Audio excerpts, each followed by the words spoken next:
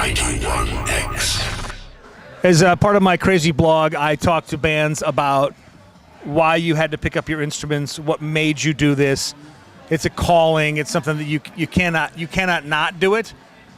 Creativity and stuff. But tell me, what was the time you said I have to do this? Was there an artist that basically was playing guitar one day on TV, or somebody in the neighborhood? What was the turning point for you, Raul? I think I just used to sing a lot as a kid. I don't know why. You know, it was a trip. And then when I got older, I heard my dad used to do that too, and my son does that. So I don't know. Maybe it's just something in the family. We all loved music, and that led me to go to like a choir at school to get into music. And then when I picked up the guitar, it was just a teenager thing. But once I got a hold of it, it really bit me, and I just kept doing it. And then it did become that thing that made me super happy. Like I could always go to that without, there was never any doubt that I loved it. So that was always a real nice comfort to have, you know, for me. Uli, what about you? What was there was a turning point for you? Well, my dad already played violin, so it was weird because I kind of had to come full circle with things because, of course, as a kid you're like, I want to learn electric guitar, man. This is what's hip. And they're like, no, you got to take classical piano lessons. And I was just like, this is a ripoff. Like, what? I'm getting cheated here. So actually, in the end, it was the best thing I could have done because it set up an awesome foundation for me musically. And then from piano, went to clarinet, then to sax, which was the obvious, like, natural evolution of it. So then I ended up picking up guitar in the end, all the way at the end, like, just kind of like, to have that kind of fun outlet. How many instruments are you playing now on stage and in the studio? I think there's like four or five. Which four are you playing? I play sax, clarinet, keyboards, melodica, and requinto. And you're playing mainly guitar, yeah? Mainly guitar and tres cubano tonight, yeah. All right, as far as artists that influenced you, when you were kids or beyond, Raul, you first. Well, I think when I was a kid, it was probably like James Brown, you know, like the first time I heard that music, I just started. Do you remember, was there a particular song? I was a little kid, you know, it could have been Cold Sweat. And then once I started getting deeper into things like Popcorn, and it was like, there was just something about the rhythm, the playing, and even to this day, like that type of music and that type of guitar playing, which is just really pretty much like repetitive rhythm patterns. Like, I could play that all day and be happy and really, really feel that and love that. Are you really organized at home? Is everything put in the right spot? No. Or are you? No. No, not at all. My girlfriend's got that, which is cool. So when you're playing rhythmically on stage, everything has to be in its right spot rhythmically. You can't be sloppy on stage. I think some music, yeah, you can be. I really think it's about what's happening at that moment. Like sometimes you need to be super tight. Right. That's what it's about. Sometimes it's cool to be loose, and yeah. So I'm not stuck on it that way, but I think that when I hear that music, it moves me. Right. Like So one you mentioned, James Brown, Yeah, Cold yeah, Sweat, or Popcorn. Yeah. Parts 1 or parts 2 or parts 5 or 9 or whatever it is. What else? Anybody else that made you, I think as I got older, I was really open to all kinds of stuff. So, and I think it's from my parents. So, I think anything, even like when Public Enemy came out, even after that, it might be someone like rock bands. Like, I was into Van Halen and stuff like that when I was a kid, and everyone on the block. Do you remember? Let me go back. Public Enemy. Do you remember what Public Enemy song you just went? It was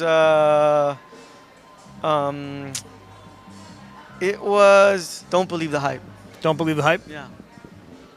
88, I'm guessing. Somewhere around there. Somewhere around 88, 89 or whatever it was. Yeah. When you're about 3. And it's funky. The samples are like James Brown samples. Yeah, well, that's for me. It's like, oh, okay. Those guys did all that stuff. Okay, wait. Van Halen. Which Van Halen song? Do you remember? Was there one in particular? I think when I was a kid, it was probably like Running with the Devil and things like that. A neighborhood friend, his mom was really cool with him. He used to buy him records, and he used to let him come over and just crank it. And I just remember hearing that type of music and really being into it, man. And I think there's kind of there's even some theater to it, Not only can those dudes play, but there's like this kind of theatrical aspect to the way it's performed and presented. And so will you be wearing spandex tonight? Not today, but I might. You might one day. I would do it. I'd pull that shit off. Right here. I'm sorry, Uli, where's the cucumber? Cucumber, wrap it up in foil. Right down there. With the spandex. All right, Uli. Just mad bulging. Artists that blew your mind, and the reason that that you had to pick, besides what parental influences, What were the artists that you went, I'd love to be able to play like that guy? Oh, well. Regardless what instrument. I mean, the thing is that I think being that my parents dug on music just like Raul's, it was like they helped and sponsored my love for it. So I had my own stereo system at a really young age. They would drive me to the Tower Records on Sunset, buy me Blondie 45s, you know, B-52s, the Devo, and even the metal. Name the Blondie song that you could play right now on your stereo and just jump up and down and have. Just tons of them. Rapture, Call Me, Atomic, One Way or Another. There's tons of songs. Those are great songs. Right. But then I think, you know, that's kind of elementary school. And then, you know, when you kind of start getting your own tape, you know, because obviously there's the classic stuff, Beatles, Beach Boys. Right. And then in junior high, I think a homie, because I was all into U2, I remember in the 6th grade, my homie was like, yo, man, check this out. And it was like a Suicidal Tendencies tape. And then that started that, you know, like, oh my God, this is just danger. Which track? Oh, it was just the whole first album, the first Suicidal Tendencies record, you know. I Saw Your Mommy. Is that on that that's, album? you know, Institutionalized, Possessed, I Won't Fall in Love Today, all that stuff. And so you jumped from U2 to Mike Muir in just one go. Yeah, and then I super got into like, yeah, you know, more into the whole punk thing, which was really cool. Punk because, Ravel. Well, right. the thing is that punk music had the thing where it wasn't just boy meets girl stuff, and it was a lot of the bands were always trying to hip you. If it wasn't Boy Meets Girl, what was it? Well, for example, like I was super into Dead Kennedys for a long time, so all their songs always had like each song had like a theme to it, whether it was police brutality, whether it was the situation in Cambodia, California Uber Alice, you know, each song. And then there was bands even like Fugazi that I was super into. But then here I am playing horns and stuff, so I couldn't really relate to that music without, you know, like kind of like how I'm playing horns. So then, of course, I super got into ska and early Jamaican music. So then that kind of set Old that school. off. Old school. Well, name some of the Scatolites. Scatolites, for right. sure. Who else? Who else in the that era? Heptones, Suits and the Maytals. You know, because I used to play in this band Prince called Yeska. Buster. Prince Buster, Fishbone, of course. Fishbone, that's old school. So, but there was a whole scene that was really jockeying the first wave. Yes. So The original, the pre-reggae wave. Yes. So in LA, especially, there were bands like Hepcat, Ocean 11, Yeska, Jump with Joey. So it was like, you know, I was part of that. This was before the Untouchables, or after the Untouchables? After the Untouchables. Yeah. Where was the places to play back then when you were? Hong Kong Cafe was a big one. Troy's Cafe, which is a classic venue for a lot of different scenes. Right.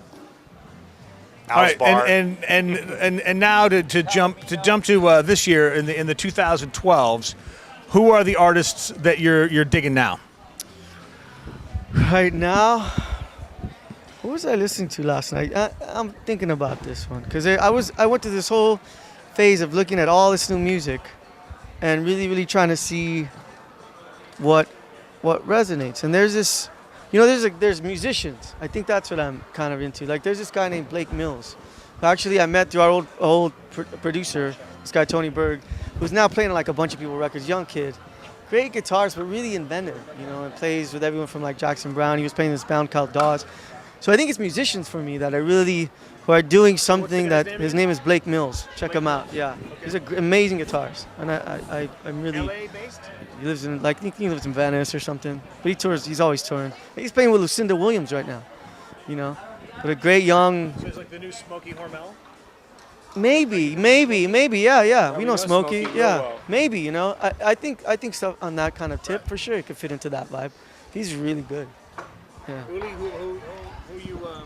Well, there's always like newer stuff that's completely out of the realm of what we do, kind of like, which is the more electronic-y stuff that I'll dip my head in there every once in a while to see what people are doing, whether it's like Nero or whatever, like more kind of, you know, if you want to call it dubstep or whatever.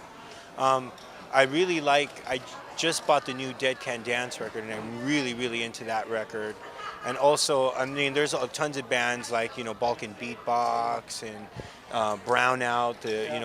We were really funky guys from Texas, and so there's, you know, I'm always one of those guys that, like, when people say there's no good music, I'm like, well, you're just lazy. Well, You're thanks just for a doing some of lazy the work bastard. for us. There's the internet. Just look it up. There'll be tons of things you So like. would you? I mean, obviously we talked earlier before when you were doing that like little radio show, and you got a taste of how screwed up radio can be, Right. and it was because of what happened.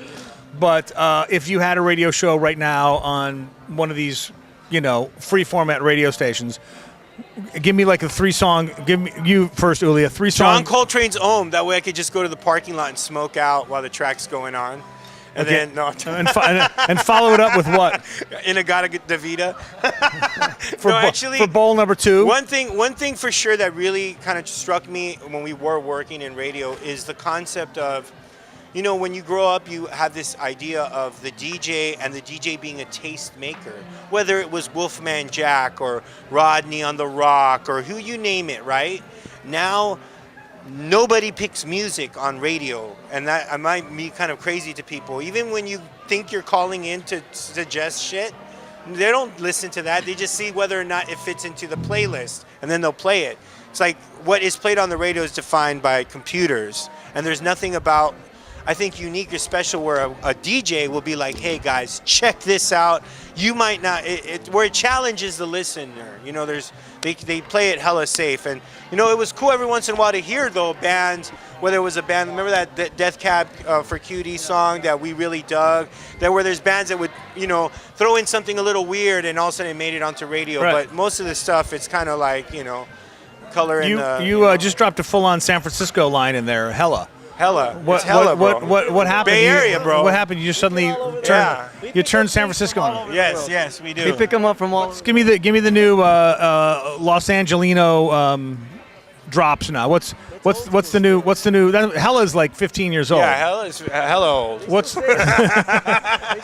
what's the new thing in LA? I don't know, man. I don't know what. What do the kids do? What are the kids doing?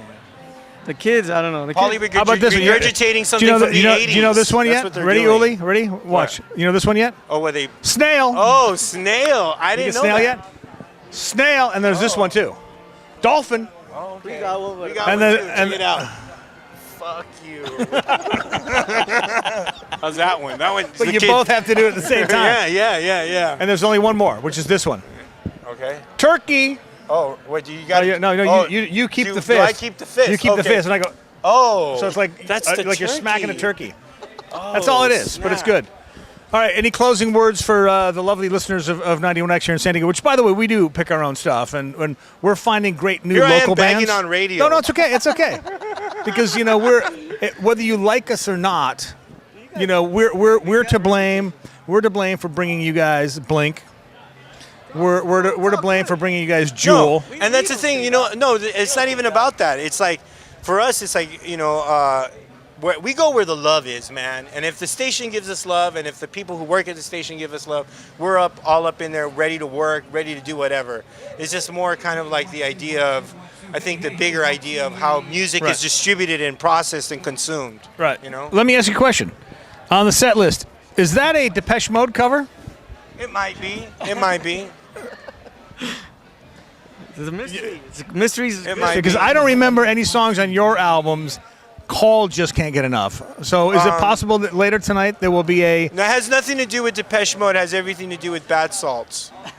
It does? Yeah, straight So up. it's not the Depeche Mode song then? No. Even though as much as Mexicans love Depeche Mode, it has nothing to do with Depeche Mode. How many Mexicans in the band now? I don't know. As Not many enough. as LA County Jail. What did that? Lisa Lampanelli said that once. Great. Thank you very much, gentlemen. Raul, thank you. Uli, thank you. you. All right. 91